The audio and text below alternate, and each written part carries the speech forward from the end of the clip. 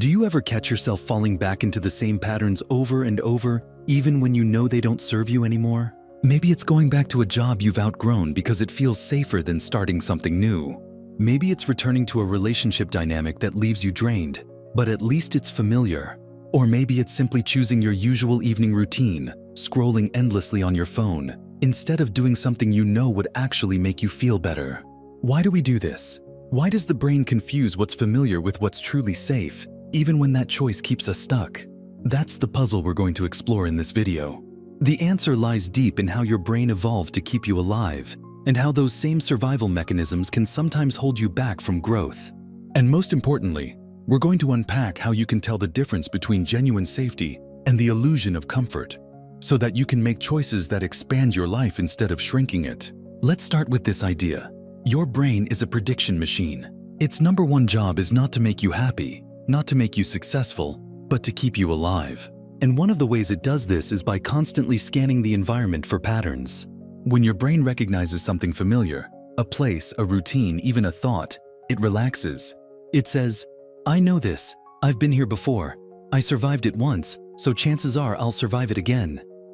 From an evolutionary perspective, this makes a lot of sense. If you ate a certain berry and it didn't kill you, your brain tagged that as safe. If you took a certain path through the forest and made it back alive, your brain said, let's do that again. Familiarity was a reliable stand-in for survival. But here's where things get tricky. Your brain still uses this shortcut today, even though your survival isn't at stake in the same way. It treats an uncomfortable but familiar habit, like procrastination, overworking, or staying in a toxic environment, as safer than an unfamiliar, potentially better alternative. The brain equates known with safe and unknown with dangerous, even when the unknown could actually make your life better. Think about it like this. Imagine you're standing at the edge of a forest. There's a well-worn path you've walked 100 times. You know where it leads, you know the landmarks, and you know it gets you back home. Then you see a new path, untrodden, mysterious, maybe even more beautiful. But your brain immediately says, nope, not worth the risk. Stick to the old path. At least we know what's there. That's the mental tug-of-war between comfort and growth. And unless you're aware of it, your brain will almost always vote for the familiar option. Now, this doesn't mean your brain is broken. It means it's efficient.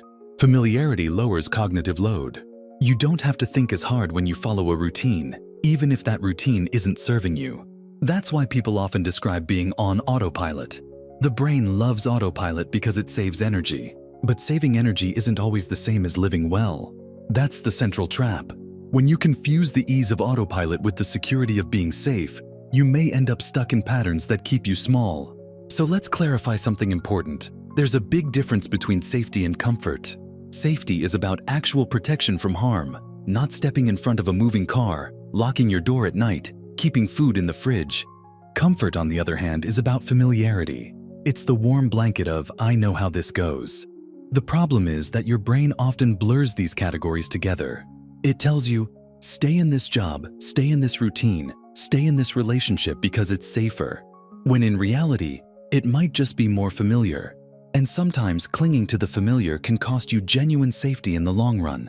Safety of your mental health, your growth, and your sense of fulfillment. Here's a practical example. Imagine someone who grew up in a household full of criticism. Over time, their brain learned that constant judgment was normal. Fast forward to adulthood, and they might unconsciously seek out relationships where they're judged or undervalued. To an outsider, this looks self-destructive, but to their brain, it feels safe because it's familiar. The familiar critic feels more comfortable than the unfamiliar kindness of a supportive partner. This is how the brain can trick you into repeating painful patterns, not because you want to suffer, but because your wiring equates "I know this" with "I'll survive this." Or take another example. You might stay in a job you dislike because the routines, the office politics, and even the stress are predictable. Starting something new, switching careers, moving cities, triggers the brain's alarm system. Not because it's actually unsafe, but because it's unknown.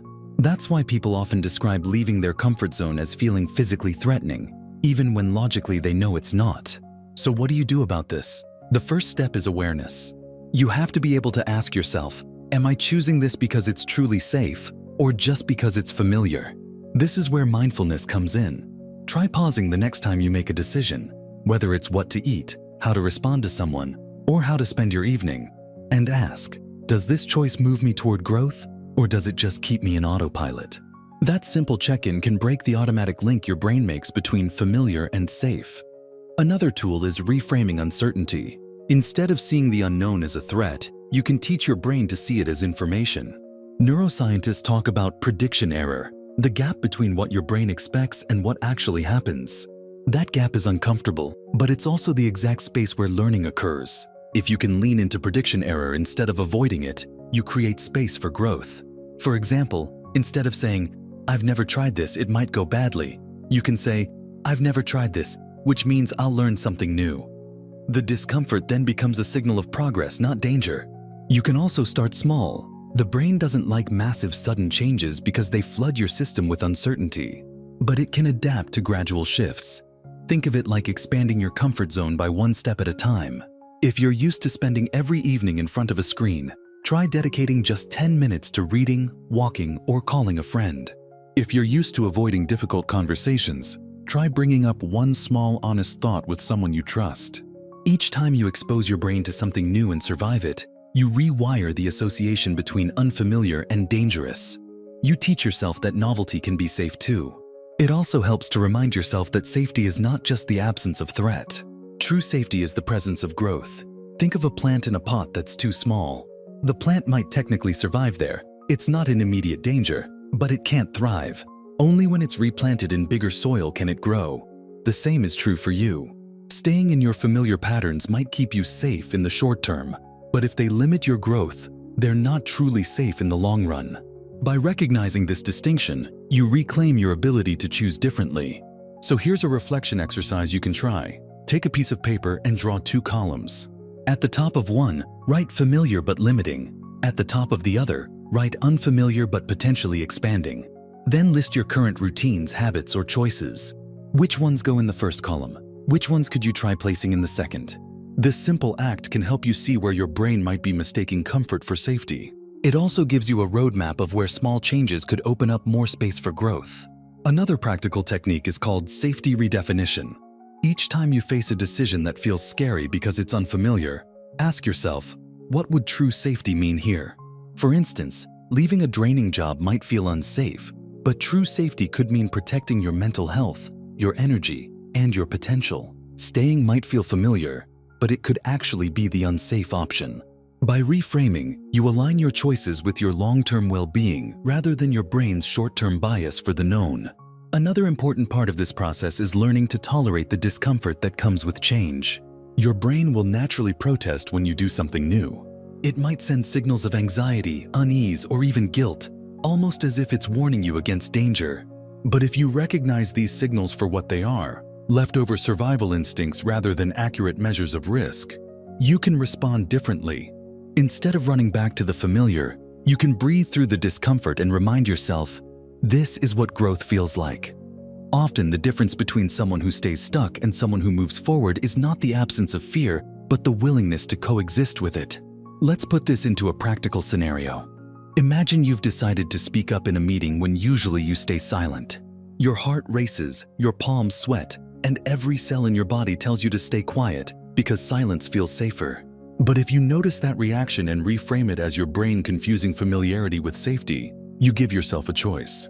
You can tell yourself, my body is signaling danger, but there is no lion in the room. The real risk here isn't speaking, it's never being heard.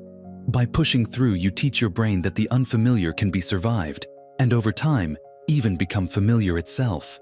This is how you slowly retrain your nervous system to expand what it considers safe.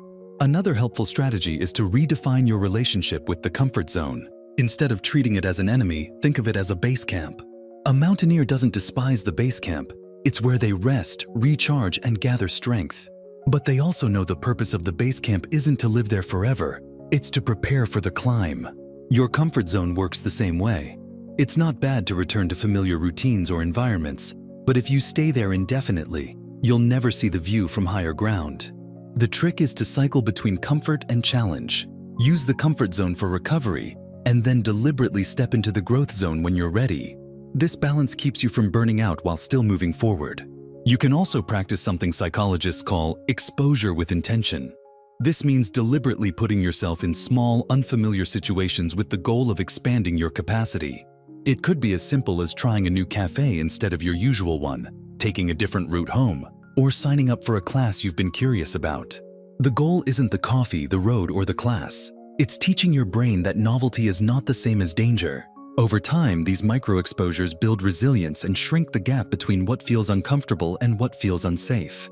Before long, you start to see yourself not as someone who fears change, but as someone capable of adapting to it. At this point, it's worth addressing a deeper philosophical layer: the relationship between security and meaning. Many philosophers, from Kierkegaard to Viktor Frankl, have pointed out that a life of pure comfort often ends up feeling empty. Why? Because comfort, while soothing, doesn't give you a story. Struggle, growth, and risk are what add chapters worth remembering. When you confuse the familiar with the safe, you risk trading meaning for monotony. By choosing growth, even when it's uncomfortable, you're also choosing to live a story that feels alive. Safety has value, but meaning is what makes life worth living. Recognizing this can give you the courage to step into the unknown, not just because it's good for you, but because it's essential for a fulfilling life. Now, let's pull this together into a clear toolkit you can actually use. Step 1. Identify where in your life you're mistaking familiarity for safety. Ask yourself, am I choosing this because it protects me or just because I know it? Step 2. Reframe discomfort. When you feel anxious about a new choice, remind yourself that your brain is running an outdated program. The discomfort is not proof of danger, but evidence that you're learning. Step 3. Practice small exposures. Train your brain to see novelty as survivable by taking little risks that stretch you just beyond your comfort zone. Step 4. Redefine safety. Instead of asking, what feels familiar, ask, what protects my long-term growth, health, and values? And finally, Step 5. Give yourself compassion. Remember, your brain isn't sabotaging you on purpose. It's trying to protect you with the only tools it knows. By approaching it with patience, you make change sustainable instead of overwhelming.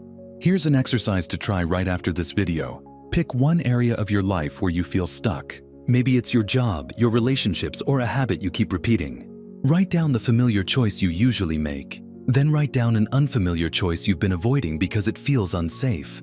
Finally, ask yourself, what would true safety look like here? If you're honest, you might realize that what feels familiar isn't actually protecting you, and that the path you've been avoiding might be the one that truly safeguards your well-being. Even this reflection can start to loosen the grip of autopilot and give you back a sense of agency. The key message here is simple but profound. Your brain confuses the familiar with the safe because it evolved to prioritize survival, not growth. But survival is not the same as living. To thrive, you have to learn to distinguish between routines that protect you and routines that merely keep you small. Once you see the difference, you can start making choices that feel uncomfortable but lead to expansion. And the more you practice, the more your brain learns that safety isn't just about sticking to the past. It's about building a future you actually want to live in. So the next time you feel yourself pulled back into old patterns, pause and ask, am I seeking safety or am I just seeking familiarity? That question alone can be a compass pointing you toward growth. And if you can train yourself to step into the unfamiliar with compassion and courage, you'll discover that your brain can adapt to a new definition of safe, one that includes not just survival, but thriving. And if this idea resonated with you, I'd love for you to carry it forward. Like this video to remind yourself of its message, share it with someone who might be stuck in their own comfort zone, and subscribe to Mind Unlocked for more tools to help you think clearly, live consciously, and grow with purpose. After all, this channel is your toolkit for better thinking. And sometimes the first step toward freedom is realizing that what feels safe isn't always what keeps you alive, but what keeps you alive is learning to grow.